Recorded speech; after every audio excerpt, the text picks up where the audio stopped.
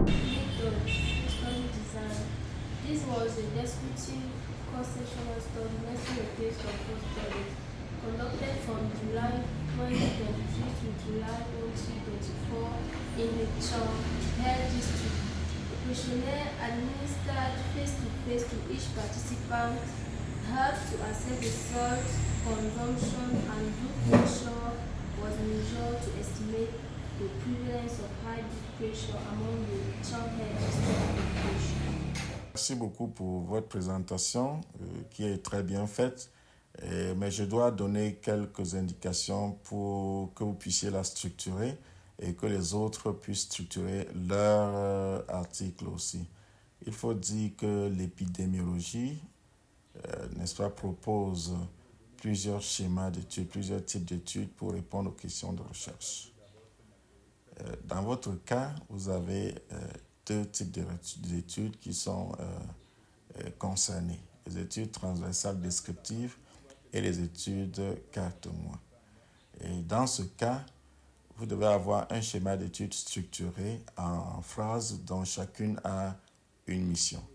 Donc, la première phrase de votre schéma d'études doit donner le type d'étude. Et là, vous avez deux types d'études dont l'un est niché dans l'autre. C'est-à-dire, c'est une étude transversale descriptive qui niche un volet 4 mois.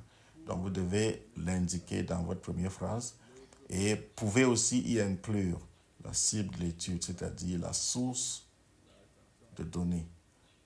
Donc, par exemple, j'ai une étude 4 mois, une étude transversale descriptive qui niche une étude 4 mois et va cibler les femmes enceintes.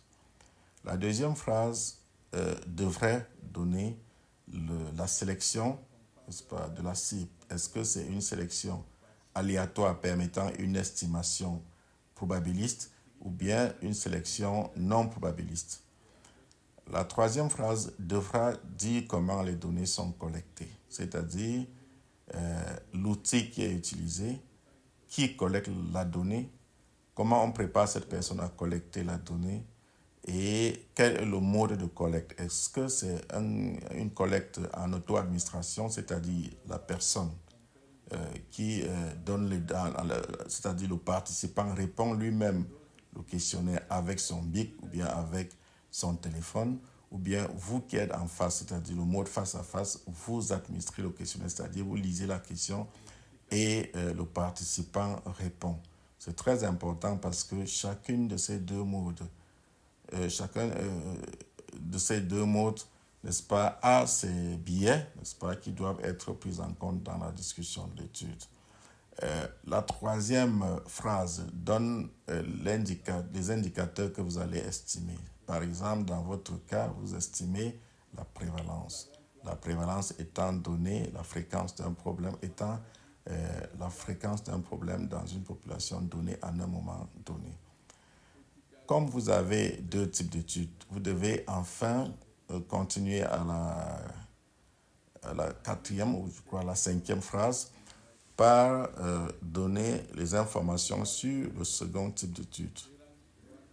Dans ce cas, vous avez le cas que vous allez définir, le témoin que vous allez définir, l'exposition que vous allez définir et l'absence d'exposition que vous allez définir. Et la dernière phrase de votre schéma d'étude va donner ce que vous estimez pour, n'est-ce pas, donner l'information concernant l'étude 4 mois. Dans ce cas, c'est le odds ratio, c'est-à-dire le rapport de cotes qui est l'indicateur principal des études 4 mois. Donc, vous devez vous assurer que chacune des phrases de votre schéma d'étude a une mission et à la fin de votre rédaction, vous relisez pour vous assurer que vous avez les phrases qui ont leur mission et que toutes les missions sont comprises dans votre schéma d'étude. Donc, on peut passer à la suivante présentation.